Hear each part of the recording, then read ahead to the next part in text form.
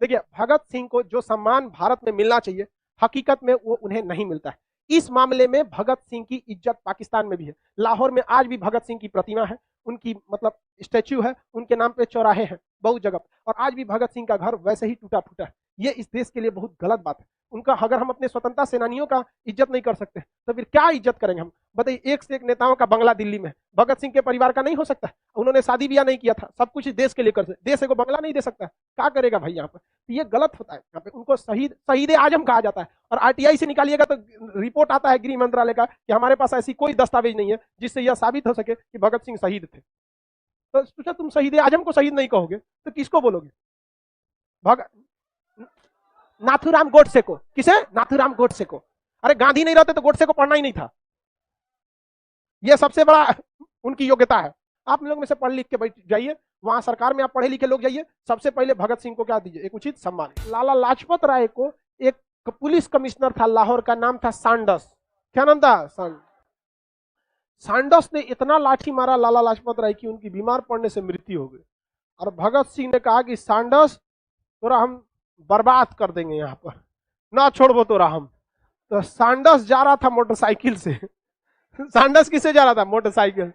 तो राजगुरु बटुकेश्वर दास ये लोग रेकी किया लो। अब मोटरसाइकिल से जा रहा था ना, तो कोनो जाके सांडस को क्या किया? गोली मार दिया। चौराहा पे जैसे मुड़ा ना, रोका, ए चचा, धा धा दू मारा। ओ माय गॉड, मर गया। सीबीएसई वाला था, बाप बाप नहीं चिल्लाता है सब। इंडियन को मारे तो, अरे बाप रे मार दे लो, ओ माय गॉड चिल्ला के मर गया। Jesus I am coming. तो कमिंग जो यहाँ तो टिकट हो गया। अब पकड़ीबे नहीं किया, कौन मारा? भाग गया, पकड़ीबे नहीं किया। समझ में गया? तो सैंडर्स की हत्या किसने किया पता ही नहीं चला। लेकिन लाहौर में एक असेंबली बैठक चल रही थी, अंग्रेजों की पूरी मीटिंग थी, बैठक, और उस बैठक में अंग्रेज अपनी बात सुनते थे सब। तो भगत सिंह बटुकेश्वर दास आए बम लेके झोला में, एक झोला बम। बटुकेश्वर दास को भगत सिंह झोला दिए कि झोला पकड़, झोला पकड़। तो झोला पकड़े थे, साथे साथे ऐसे झोला पकड़ के चल रहे। अब भगत सिंह कह रहे बम ले ले ले, ससुरा मीटिंग कर तो धाए दे मारे एकदम। मीटिंग में तो हल्का हो गया, यहाँ पर टेबल कुर्सी उधिया गया, वहां पर धुआं धुआं हो गया। कौन मारा, कौन मारा, किधर है, किधर है? पुलिस आई तो ले तो, ए बटुकेश्वर दास, बटुआ खोल तो। बटुकेश्वर दास को क्या थमा दिए? बटुआ। बटुआ मतलब थैली। थैली कौन पकड़ा? बटुआ कौन पकड़ा था? बटुकेश्वर। चला कौन रहते? भगत। निकाल निकाल, धाए धाए मारे, पूरा अफरा तफरी हो गया। अंग्रेज भाग गया सब कमरा में, तो खोलवा रहे थे भगत से, अरे नहीं मारेंगे, खोलना इधर, करना खोलबो। ले बटुकेश्वर को बम लिया तो मार, गेट टूटेगा, धाए दे मारा, गेट टूट गया। कहा कि तुम मेरा बात क्यों नहीं सुन रहा था? हम चिल्ला चिल्ला के बोल रहे थे कि हम भारतीयों की बात सुनो, तो तुम सुन ही नहीं रहा था। हम तुमको मारने थोड़े आए हैं, नहीं सुन रहा था। तो भगवान भी हम लोग का बात नहीं सुनता है तो जाके आदमी घंटी बजाता है। तुम लोग नहीं सुना, बम बजा दिए हम। नहीं सुनेगा हमारा बात। जज के पास गया भगत सिंह ने, तो जज पूछे काहे बम चलाया? तो कहा सुनता ही नहीं है सब बम। अंग्रेज बहरे हो चुके हैं, उनके कान तक आवाज पहुंचाने का यही रास्ता है और आगे भी यही होते रहेगा। तो अंग्रेजों ने कहा कि जानते हैं साहब, ये बहुत खचरा आदमी है, बहुत ढीठ है, मार देता है किसी को भी। सांडसवा को जिसने मारा शायद यही मारा होगा।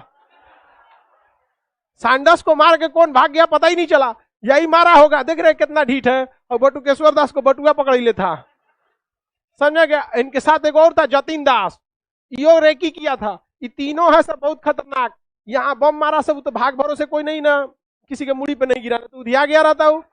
कैसे बेचारी कैनेडी उड़ गई। किंग्स फोर्ट जो था जज, अब बताइए महिला को बताइए बम से मार दिया। महिला तो भाई तो मारना था किसको? किंग्स फोर्ट को। अब बेचारे को मेहरारू उड़ा दिया, पत्नी उसकी क्या हो गई? उड़ गई। तो इसने जो जज ने कहा कि ठीक कर रहे हो, ये जो भगत सिंह है ना ठीक आदमी नहीं है, फांसी दे दो इसको। तो भगत सिंह राजगुरु, अब बटुकेश्वर दास को कर बटुआ घूम तो बटुआ लेके एक और फांसी दो। तो बताइए भगत सिंह को किस चीज का गलत आरोप लगाया गया? सांडस की हत्या का। हालांकि सांडस की हत्या ज्यादातर चांसेज है कि इन्हीं लोगों ने मारा था, लेकिन कोई सबूत नहीं था। तो सबूत के अभाव में तो जज भी अपराधी हो सकता है, नहीं समझे? तो सबूत नहीं था, लेकिन जबरदस्ती थोप दिया गया किसके ऊपर?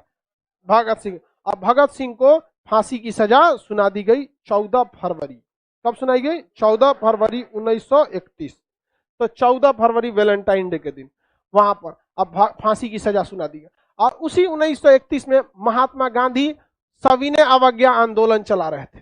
पूरा भारत के लोग किसके साथ थे? महात्मा गांधी के। और इंग्लैंड का प्रधानमंत्री उस समय रैमजे मैकडोनल्ड था। क्या नाम था? रैमजे मैकडोनल्ड चाहता था कि भारतीयों को बुलाया जाए। जिस तरह से मुसलमानों के लिए अलग क्षेत्र दिया गया, मुसलमानों उस तरह से वो दलितों को भी अलग करना चाहता था। तो भारतीयों को बुलाया तो महात्मा गांधी कहे कोई मत जाना, तो कांग्रेस का कोई भी आदमी नहीं गया। और वहां रैमजे मैकडोनल्ड इंग्लैंड में सबके लिए गोल मेज बनवाया था, बड़ा टेबल, कि सब लोग यहीं बैठेंगे और आराम से गोल में सम्मेलन किया जाएगा। गोल में सम्मेलन में कोई गईबे नहीं किया। अब बेचारा सब बेइज्जती किसकी हो गई? रैमजे मैकडोनल्ड को। विपक्ष वाला गरियाने लगा, जैसे कैसे मोदी जी को विपक्ष वाला कहता था, और खिलाओ ट्रंप को बर्गर। गए थे ट्रंप में, मोदी गए थे तब मोदी जी जो बाइडन वहां पूछबो नहीं किया, बाहर छोड़ने भी नहीं आया। तो ये जाके कह रहे थे अब की बार ट्रंप सरकार, इनकी भी गलती थी। आपको दूसरे देश में जाके चुनाव प्रचार की क्या जरूरत है? आप कौन सी हिंदुस्तान में बोल दिए अब की बार मोदी सरकार, तो हुआ वैसे नहीं बैठा है सब, समझना? वहां थोड़ी सुनेगा आपका। तो वहां पर जब मोदी जी जो गए थे, तो आप बताइए मोदी जी का उचित सम्मान उतना अमेरिका में हुआ नहीं। अंजना ओम कश्यप भी गई थी। हाँ ढोलक वाले से पूछिए आप में क्या उम्मीद है मोदी जी को, तो कहा हम पैसा भाड़ा पे आइलो, हमारा कोनो मतलब नहीं, बुलाए गए हम। तो विपक्ष मोदी जी को घेर लिया कि नहीं घेर लिया? तो उस समय 1931 में रैमजे मैकडोनल्ड क्या थे? प्रधानमंत्री। और क्लीमेंट एटली जो थे वो विपक्ष के नेता थे। नाम क्या था? क्लीमेंट एटली।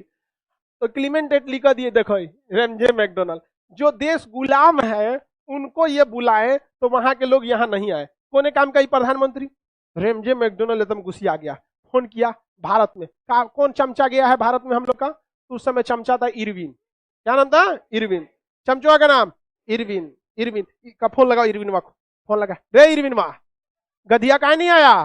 कहा कि महाराज वो आंदोलन करके बैठल है, सभी ने अवज्ञा आंदोलन नहीं आता है वहां। कहा कि सुन चोटा, गांधी को कैसे भी लेके आओ यहाँ पर, बेइज्जती हो रहा है हमरा, ना तो तोरा हम नौकरी खा जाएंगे, सस्पेंड कर देंगे।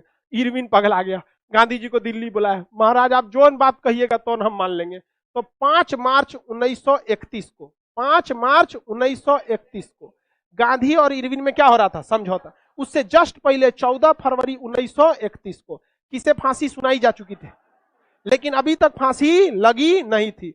1 महीना बाद, यानी लगभग 1 महीना हो ही जाएगा, 20 दिन बाद कौन क्या हुआ यहाँ पर? 20 दिन बाद गांधी और इरविन में समझौता हुआ।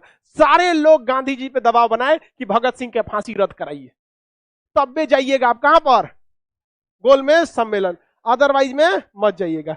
गांधी जी ने कहा 1 नंबर। हम गांधी जी ने कह दिया कि अगर जब तक आप कैदियों को रिहा नहीं करते हैं, उनकी सजा माफ नहीं करते हैं, तब तक हम सभी ने अवज्ञा आंदोलन खत्म नहीं करेंगे और हम आपके प्रधानमंत्री से मिलने इंग्लैंड में नहीं जाएंगे। चाहे वो गोल मेज बनाए, चाहे चौकोर मेज बनाए, चाहे दीवार पलंग बिछाए, हम वहां नहीं जाने वाले हैं। समझ में आ गया?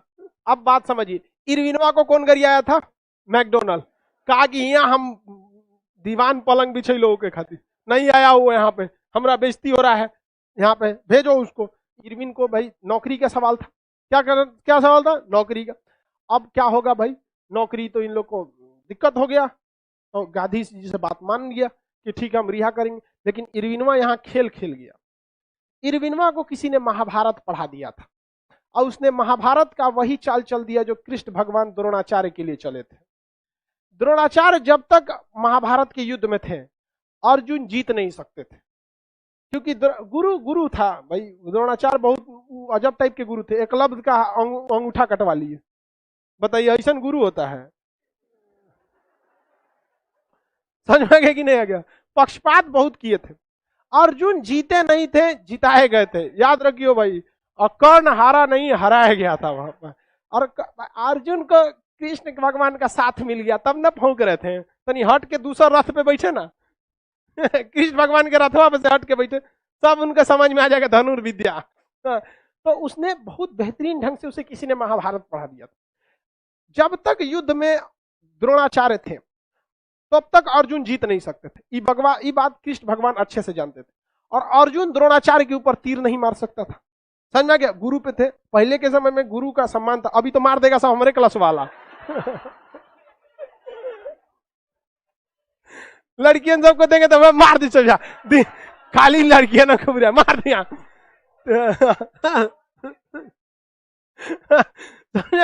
इसलिए देखते हो लड़का सब यहां तक बैठ जाता है, लड़की सब वहां तक बैठती है, यहाँ तक नहीं, वो इतना दूर बैठाना पड़ता है ताकि लाठी उठी लेके आए सब तो यहां तक नहीं पहुंचे। तो अर्जुन तीर मार नहीं सकते थे और द्रोणाचार्य रहते तो युद्ध हो नहीं जीत नहीं सकते थे। कृष्ण भगवान माथा पीट लिए, कहीं ये तीर चलाएगा नहीं, और द्रोणाचार्य रहेंगे तो बकलोलवा जीतेगा नहीं, हमरा एक जिताना है। अब वो दिमाग चले कि झूठ बोलते हैं। एक व्यक्ति था जो झूठ नहीं बोल सकता था, क्या नाम था? युधिष्ठिर। क्या नाम था? युधिष्ठिर। और द्रोणाचार्य को पता था कि ये झूठ ना बोलता है, अर्जुन पे भरोसा ना था, कृष्ण भगवान पे तो तनिको नहीं। भाई ये आदमी कुछ करा देगा, इनसे नहीं, किस पे भरोसा था उनको? युधिष्ठिर। उनसे कृष्ण भगवान कहे जाके बोल दे उनका बेटा अश्वत्थामा मरा गया। तो कहेंगे उनका बेटा मरा है कहाँ, हम झूठ नहीं बोल सकते। कहे कि तुम बस इतना बोलना ना कि अश्वत्थामा मारा गया, आपका बेटा नहीं, वो हाथी का एगो नाम था अश्वत्थामा, वो मारा गया। तो हाथी मार दिए, हथिया का नाम क्या था? अश्वत्थामा। और युधिष्ठिर से कहे कि तुमको झूठ थोड़े बोलना, तुमको बस जाके बोलना अश्वत्थामा मारा गया और आप टेंशन नहीं लीजिए, आपका बेटा नहीं है, हथिया मराया है। तो कहें कि ठीक है इतना तो बोलिए देंगे, इसमें गलत क्या है? तो जाके जैसे बोले कि गुरुजी बहुत दुखद समाचार है, अश्वत्थामा मारा गया। और उसके बाद जब बोलने वाला था कि आपका बेटा नहीं, तो कृष्ण भगवान हाई पावर का शंख बजा दिए, एकदम डीजे वाला, धमाक दे, वो सुनाई में नहीं किया। द्रोणाचार्य जो थे वो तो पहली बेटा का मृत्यु का खबर सुने और उसमें से बुढ़ौती, उनका दिमागे काम करना छोड़ दिया। और ये बोल रहा है कि आपका बेटा नहीं मारा, आज हथिया मरल है। कृष्ण भगवान खींच के भगाओ युधिष्ठिर को, तो सफाई देता है, यहाँ हरिश्चंद्र बनता है ना, भगाओ संग बजी लो, इतना पावर वाला सब गेम खराब कर देगा। संग बजा दिए कौन? कृष्ण भगवान। आई द्रोणाचार्य हथियार डाल दिए, हम युद्ध नहीं लड़ेंगे, चल दिए युद्ध पे से। और जब चल दिए तो उधर बैठा कौन? अर्जुन। युद्ध चालू। और अगर कृष्ण भगवान नहीं, अगर द्रोणाचार्य नहीं गए रहते, युद्ध दूसरे मोड़ ले लेता। यही पता किसको चल गया था? इरविनवा को। उसने कह दिया ठीक है ताली बजा दियो जैसे हम बोलेंगे तुम। यो आधा बात बोल के कृष्ण भगवान कौन सी कराए थे? शंख। इस ससुरा ताली बजवा दिया, कहा कि ठीक है मैं भारत के सारे कैदियों को रिहा करता हूं। अंग्रेजवा उधर very good, clap clap clap, ताली बजा दिया सब। उसमें धीरे से बोल दिया आपराधिक कैदियों को छोड़कर।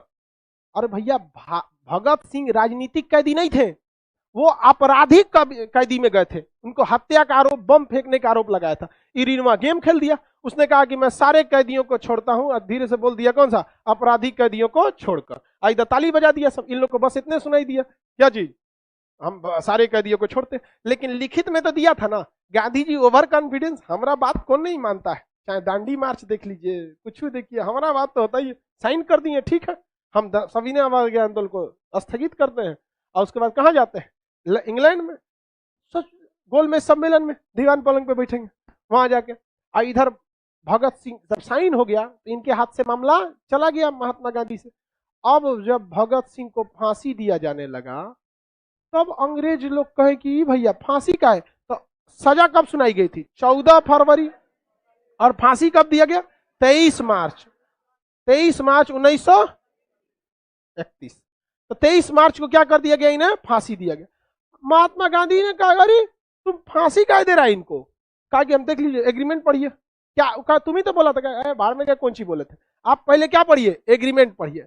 तो जब एग्रीमेंट पढ़ा गया तो उसमें लिखा था कि केवल किसे छोड़ा जाता है? राजनीतिक कैदियों। किसे? राजनीतिक कैदियों को। अब यहां गांधी जी का हाथ कट गया और भगत सिंह को फांसी दे दिया गया, राजगुरु को फांसी दे दिया गया। बट जतिन दास जो थे, उन भगत सिंह, सुखदेव, राजगुरु, ये लोग जो थे, इन लोगों को क्या किया गया? राजद्रोह के आरोप में लगाकर फांसी दे दिया गया। जतिन दास जो थे भूख हड़ताल पर बैठे थे जेल में ही, अंग्रेज खाना तक नहीं दिए, उनकी क्या हो गई? मृत्यु हो गई। अब दुनिया जो थी, भारत के लोग गरियाना चालू किए किसको?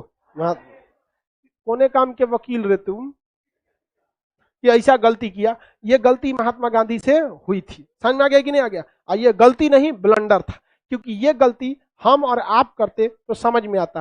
वो एकरे चीज का पढ़ाई करके आए थे, बैरिस्टर थे, वकील लंदन से। अब वकील अगर ऐसा गलती करे तो कोने काम का वकील भाई? ये गलत बात है। यहाँ पर उनको नहीं जाना चाहिए था। लेकिन केवल और केवल इस पर आरोप महात्मा गांधी को लगा देना भी उचित नहीं है, क्योंकि उस समय कांग्रेस के अध्यक्ष जो थे सरदार वल्लभ भाई पटेल थे 1931 में, अब मूल अधिकार की मांग कर रहे थे। पूरा कांग्रेस से दबाव बना देते सरदार वल्लभ भाई पटेल। मतलब अगर कुछ अच्छा होगा तो देश आजाद हुआ, खराब हुआ तो गांधी। सरदार वल्लभ भाई पटेल भी तो योग्य व्यक्ति थे, और उस समय कांग्रेस के अध्यक्ष वही थे 1931 में। जवाहरलाल नेहरू भी 1929 में अध्यक्षता किए थे, मोतीलाल नेहरू भी थे, वो था, क्या नाम था ओकरा, जिन्ना, हाँ जिन्ना था, ओकरा भी बोलना चाहिए, उस समय अलग नहीं ना हुआ था यहाँ पे, वो था। तो भाई आप केवल एक के वकील को आरोप लगाएंगे। हाँ ये बात जरूर था कि उस समय गेंद महात्मा गांधी के पल्ले में थी, तो बाकी के वकील भी तो राय देना चाहिए ना, बाकी के लोग काहे सुतल थे। तो देखिए, जब टीम जीतती है तो कैप्टन का नाम होता है, हारती है तो कैप्टने गाली सुनते हैं। तो ये महात्मा गांधी की आत्मा को भी स्वीकार करना चाहिए कि आपसे ये गलती नहीं, ब्लंडर हुआ था, और यही वजह है कि आपको लोग बोलेंगे। तो भगत सिंह को वो नहीं बचा पाए, और भगत सिंह इंकलाब जिंदाबाद कहते हुए फांसी पर चढ़ गए।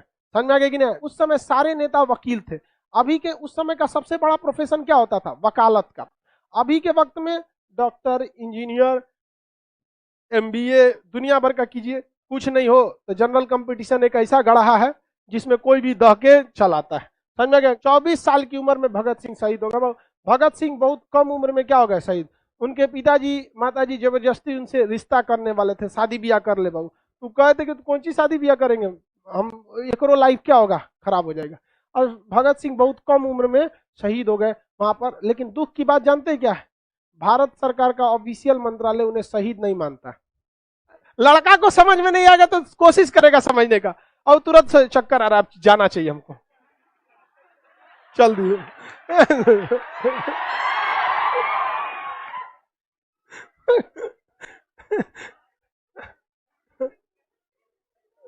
आगे बढ़ते देखो, लाइव वाले तुम भी लोग ठीक हो, यहाँ सबनी का कोनो ना कोनो बिगड़ले रहती है सब, हर बैच में कोनो।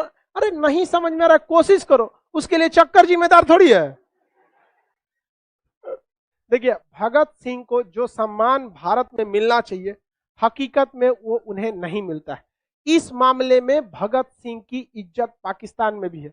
लाहौर में आज भी भगत सिंह की प्रतिमा है, उनकी मतलब स्टैच्यू है, उनके नाम पे चौराहे हैं बहुत जगह, और आज भी भगत सिंह का घर वैसे ही टूटा फूटा है। ये इस देश के लिए बहुत गलत बात है। उनका अगर हम अपने स्वतंत्रता सेनानियों का इज्जत नहीं कर सकते तो फिर क्या इज्जत करेंगे हम? बताइए, एक से एक नेताओं का बंगला दिल्ली में, भगत सिंह के परिवार का नहीं हो सकता? उन्होंने शादी ब्याह नहीं किया था, सब कुछ इस देश के लिए कर सकते, देश को बंगला नहीं दे सकता, क्या करेगा भाई यहाँ पर? तो ये गलत होता है। यहाँ पे उनको शहीद आजम कहा जाता है, और आरटीआई से निकालिएगा तो रिपोर्ट आता है गृह मंत्रालय का कि हमारे पास ऐसी कोई दस्तावेज नहीं है जिससे यह साबित हो सके कि भगत सिंह शहीद थे। तो सोचा, तुम शहीद आजम को शहीद नहीं कहोगे तो किसको बोलोगे? नाथूराम गोडसे को। किसे? नाथूराम गोडसे को। अरे गांधी नहीं रहते तो गोडसे को पढ़ना ही नहीं था। ये सबसे बड़ा उनकी योग्यता है। समझ में आया कि नहीं आएगा? बताइए, भगत सिंह को लोग नहीं माने, ये गलत बात है। आप गांधी जी की, हाँ देखो एक और चीज है, गांधी जी ना गरम दल वाले को मतलब सपोर्ट भी नहीं करते थे, ये हकीकत है।